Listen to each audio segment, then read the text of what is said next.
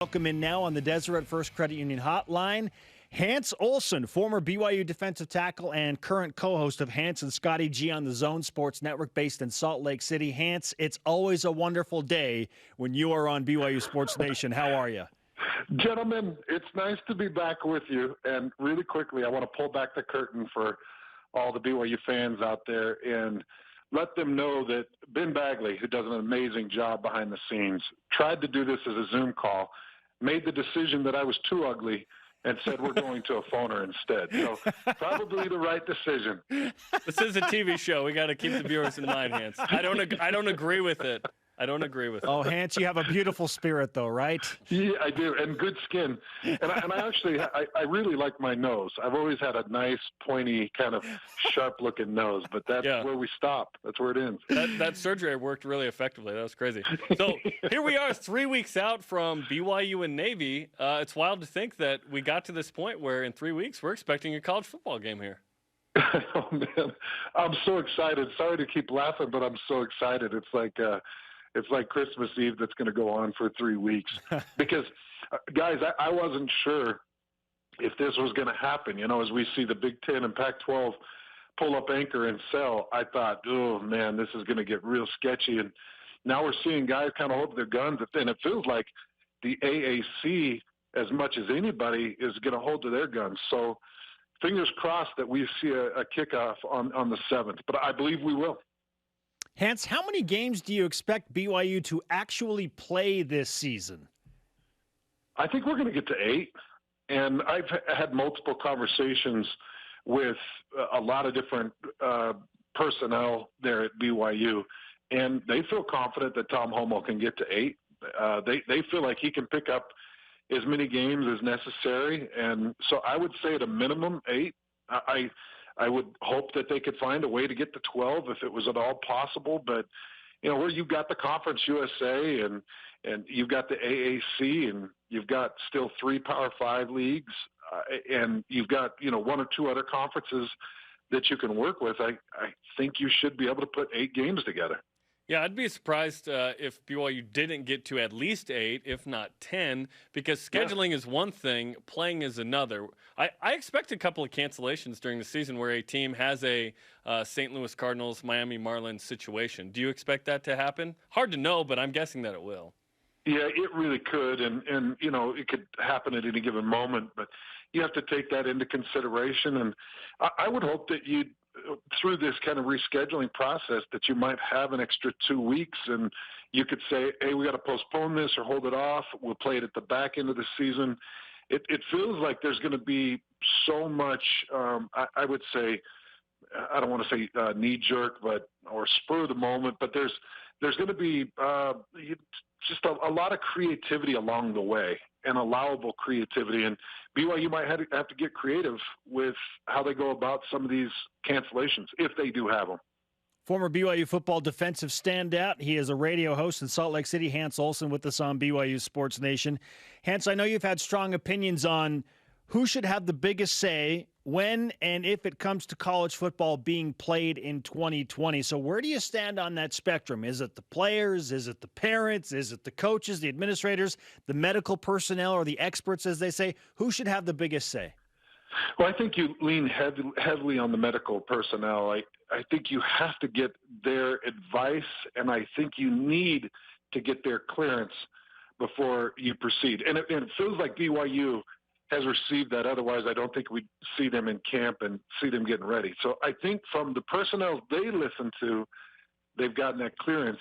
The thing that we're really struggling with right now, guys, is any type of continuity or any type of shared message amongst the masses of medical personnel out there. It feels like they can't get on the same page, and that's frustrating. And at that point, you're like, you know what, I need to back away from this, and maybe I need to find somebody else to listen to. When they can't get on the same page, it makes it really difficult. But I do think that you need to lean on their advice as much as you can. I would love to see them talk publicly together about this, because why is it that one league or 2 leagues is saying, no, can't do it, but then the other 3 leagues, medical officers saying yes?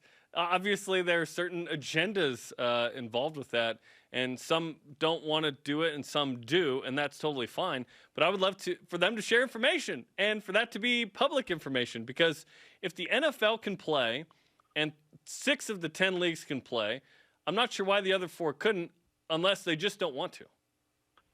Yeah, so that's the unbelievable thing, and we know what they all stand to or stand to lose or risking in this whole thing. And you would think that they would want to get together in some type of council or some type of back and forth where the ones that are deciding to cancel or don't feel like it's safe enough to proceed, why they feel that way, and why the others that are proceeding have come to that decision that they feel like it's safe to move forward. It feels like that not only should they, Jeremy, it feels like they absolutely need to, or they should be put together in a room and figure this out. Like I want them to all come to some type of agreement. I know that's difficult, but there's got to be some type of larger governing body, and that's why it always comes back to leadership. You know, guys, it's like there is a governing body that really could have put a medical staff together and could have done a better job of at least managing the Power Fives and groups of fives and trying to come to some type of singular voice that helps these conferences all come together in a singular cause and singular movement. But we didn't have that, so it all kind of fell apart, and it's all on their own.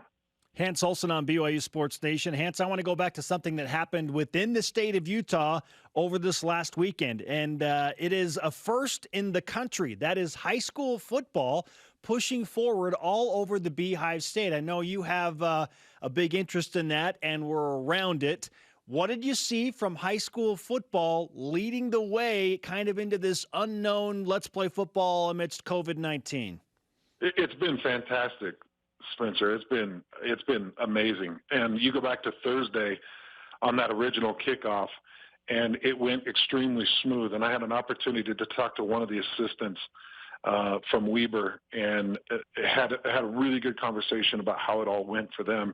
And then I was out at a jamboree on Saturday watching, all these youth groups play, and there was probably 25-30% fan capacity in the stands, and everybody had their masks on, and the kids were out there having a great time. I had a great conversation with the American Fork High School head football coach. I had a great conversation with the Lehigh head football coach, and just going back and forth and getting their thoughts on how it has all gone so smoothly, and the fans have done a great job, and administration's done a great job, and the coaching staff feels safe, and they feel like they've gone about it the right way. And we had an entire group go down between Thursday and Saturday, an entire group across the state of high school players and high school parents and administrators, and it all went off without a hitch. I have not heard a serious hiccup yet. Now, we do need to wait to see if there's any type of explosion in positives, but I sure am grateful, because my son is playing up with the freshman team, and I'm just really grateful that they're giving it every effort and giving these kids a chance to do what they love, and allowing parents to make decisions and administrators to make decisions. That's great as well. Absolutely. Let's flash back to perhaps your greatest play as a Cougar. I want to get some insight into you picking up a fumble against San Diego State in 1999, rumbling into the end zone, and then the celebration was fill in the blank. The celebration was unexpected because I had not prepared for that moment. And you know what's sad, Jeremy? I prepared a celebration. After that, I prepared a celebration. In fact, it would have been, I think, a groundbreaking Sports Center top 10 celebration. I just wasn't ready. So I ended up wiggling my arms like one of those sock creatures you see out in front of a car dealership. And and then I got tackled by my teammates, and my helmet went sideways. But listen to this celebration I put together, guys, because it's classic. So I had prepared that every team that I played on afterwards, whether it was the Colts or the Voodoo or the Firebirds or the Blaze, everywhere I went, I found a couple of teammates that I knew I'd be on the field with, and what they were going to be is my horse, and I was going to score, set the ball down, jump on their back like I'm riding a horse. They were going to gallop as I lassoed the football, and then I was going to follow down the line, hog tie the football, and throw my arms in the air. And it would have and I know somebody's going to now steal this, and they're going to take it as their own, but that's my idea, and it would have been a brilliant celebration. I've never seen it before in football. And of course, now I don't get a chance to do it. You and Scotty G do it today. Simulate it. And put it on TikTok before Trump takes TikTok away. Simulate it. The problem is convincing Scotty G to be a thoroughbred and letting me jump on his back. I don't think that's going to happen. Hans, great to catch up with you, man, and always nice to laugh with you on BYU Sports Nation. Here's to more BYU football starting in 3 weeks, and we'll see what this week holds in terms of scheduling as well. Man, I'm with you. Fingers crossed, because this is going to be a heck of a BYU team, man. This offense has everything you could ask for, and this defense has a lot of guys coming back around. I want to see this team. I want to see – there are 4 draftable offensive linemen over the next 2 years in this group. Like, these guys are the real deal, and I just want to see them have a chance to show how good they are, because this is a good football team. So fingers crossed. I'm with you guys. Right on, Hans. Thanks so much for the time.